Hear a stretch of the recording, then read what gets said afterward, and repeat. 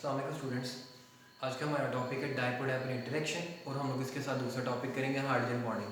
सबसे पहले मैं आप लोगों को बताना चाहता हूँ इसकी डेफिनेशन क्या है। डायपोल इंटरेक्शन की डेफिनेशन हमारे पास क्या है, जो दो डिफरेंट मॉलिक्यूल्स के अपोजिटली चार्ज आयंस होते हैं, दो डिफरेंट मॉलिक्यूल्स के अपोजिटली चार्ज आयंस के दरमियान में पाए जाने वाली फोर्सेस को हम लोग क्या कहते हैं, डायपोल इंटरेक्शन। जैसे कि फॉर एग्जांपल हम लोग लेते हैं HCl, H single bond Cl। इसी तरह से जब हम लोग क्या करेंगे, दो तीन HCl को आपस में कंबाइन करेंगे, जोड़ेंगे, तो जो Cl के ऊपर कौन सा चार्ज होगा हमारे पास, पार्शियल नेगेटिव। इसके बाद नेक्स्ट मॉलिक्यूल के जो H के ऊपर चार्ज होगा वो क्या होगा, पार्शियल पॉजिटिव। इसके बाद जो नेक्स्ट होगा उसके ऊपर Cl के ऊपर क्या चार्ज होगा, पार्शियल नेगेटिव। अब अपोजिट चार्ज, इसके अलावा डिफरेंट मॉलिक्यूल्स, उनके अपोजिट चार्जेस एक दूसरे को अट्रैक्ट कर रहे हैं, उनके दरमियान में पाए जाने वाली फोर्सेस को हम क्या कहते हैं, डायपोल इंटरेक्शन।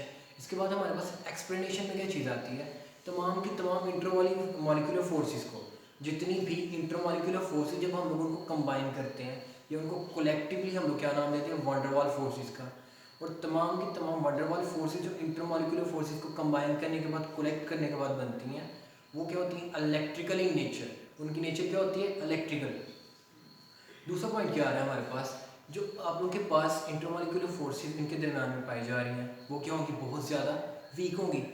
चलें स्टार्ट करते हैं, डेफिनेशन से देखते हैं। सबसे पहले the force of attraction between oppositely charge portion of two molecules, these attractive forces are called dipole interaction. मैं बता चुका पहले कि हमारे पास डिफरेंट एटम्स के मॉलिक्यूल्स के दरमियान उनके जो ऑपोजिटली चार्ज पोर्शन होंगे, उनके ऊपर पाए जाने दरमियान में पाई जाने वाली फोर्सेस को हम क्या बोलेंगे, डायपोल इंटरेक्शन।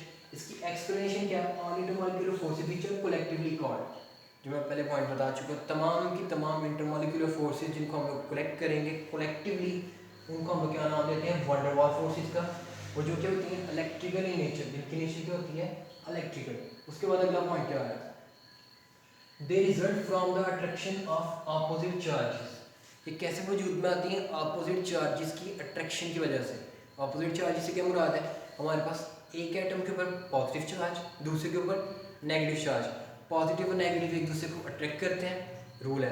नेगेटिव और नेगेटिव एक दूसरे को रिपेल करते हैं, पॉजिटिव और पॉजिटिव एक दूसरे को रिपेल करते हैं। मतलब जब अपोजिट चार्जेस एक दूसरे को अट्रैक्ट करेंगे तब हमारे पास ये फोर्सेस वजूद में आएंगे। विच मे बी टेम्परेरी और परमानेंट, ये दो किस्म की हो सकती हैं, या ये टेम्परेरी होंगी, आर्जी तौर पर रहेंगी, या फिर क्या होगी, परमानेंट। या टेम्परेरी या फिर परमानेंट। टेम्परेरी थोड़ी देर रहेंगी, उसके बाद खत्म हो जाएंगे, लेकिन परमानेंट में क्या होगा, ये हमारे पास मुस्तकिल तौर पे हमेशा से एग्जिस्ट करेंगी और पाए जाएंगे आगे। The unequal sharing, unequal sharing में क्या होता है, जिनके दरमियान हमारे पास शेयरिंग मुकम्मल नहीं होती, एक दूसरे को मुकम्मल तो अच्छी तरीके से वो अट्रैक्ट नहीं करते, शेयर नहीं कर पाते अपने पेयर्स को, बॉन्ड पेयर्स को।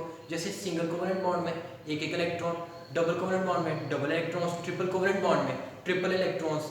इनमें हमारे पास जब उनके दरमियान में अनइक्वल शेयरिंग होगी, तो ऐसी शेयरिंग के नतीजे में हम लोग क्या कह सकते हैं कि हमारे पास जो बॉन्ड बन रहा है, उनकी जो इंटरमॉलिक्यूलर फोर्सेस हैं, वंडरवॉल फोर्सेस हैं, वो सारी की सारी सही तरीके से एग्जिस्ट नहीं करेंगी और उनके ऊपर पार्शियल पॉजिटिव और पार्शियल नेगेटिव चार्जेस आ जाएंगे।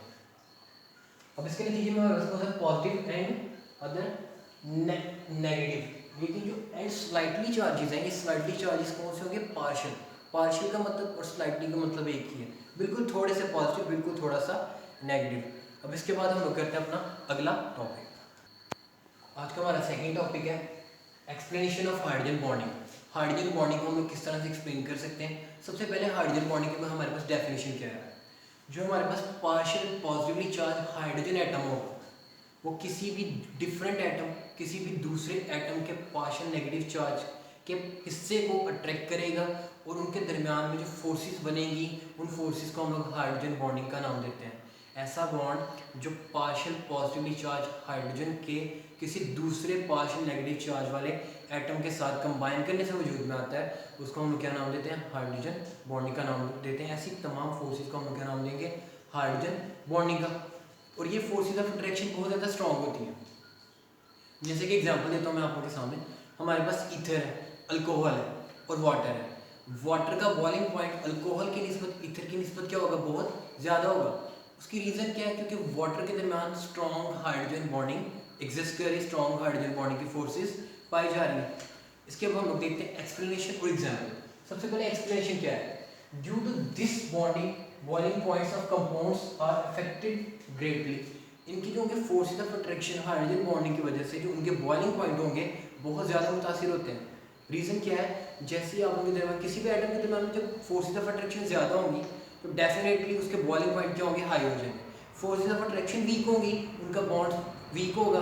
जैसे जब बॉन्ड वीक होगा तो उसके नतीजे में क्या होगा, हमारे पास हम लोग कह सकते हैं कि उनके दरमियान में जब बॉन्ड ही वीक है तो फोर्सेस ऑफ अट्रैक्शन वीक है, bond weak, forces of attraction weak, तो उनके बॉइलिंग पॉइंट क्या होंगे, कम। हम लोग उनको थोड़ा सा टेम्परेचर देंगे और वो इजीली बॉयल हो जाएंगे। लेकिन जब फोर्सेस ऑफ अट्रैक्शन स्ट्रॉन्ग है, बॉन्ड बहुत ज़्यादा स्ट्रॉन्ग होगा तो ऑटोमेटिकली उनके बॉइलिंग पॉइंट हाई हो जाएगा। दूसरा पॉइंट क्या है, it enhances the force of attraction between molecule.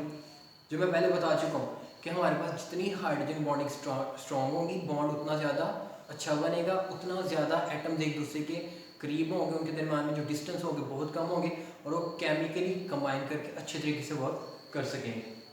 Example हमारे पास क्या है, bond between water, hydrogen, oxygen, hydrogen. अब ऑक्सीजन के ऊपर हमारे पास कौन सा चार्ज है, partial negative, slightly negative charge. इस तरह से पार्शियल पॉजिटिव किसके ऊपर है, हाइड्रोजन के ऊपर है।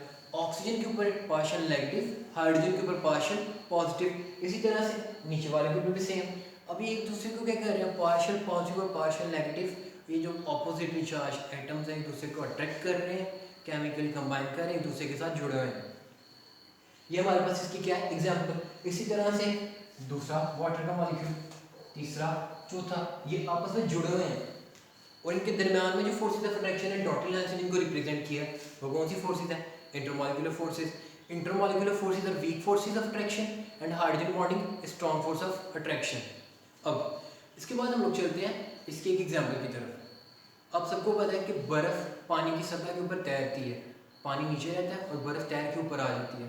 उसकी रीज़न क्या है, उसकी रीज़न ये है कि वाटर की जो डेंसिटी है आइस की निस्बत क्या है, ज़्यादा। मतलब आइस की डेंसिटी क्या होगी, वाटर से कम होगी, जिसकी वजह से वो सरफेस के ऊपर फ्लोट करती है। बर्फ स्टार्ट ही फ्लोट, यानी कि आइस फ्लोट क्यों करेगी, रीज़न क्या है, उसकी रीज़न ये है क्योंकि उसकी डेंसिटी जो है due to low density than water, ice की डेंसिटी क्या है वाटर से लो। ये हमारा आज का टॉपिक था। शुक्रिया, अल्लाह हाफिज़।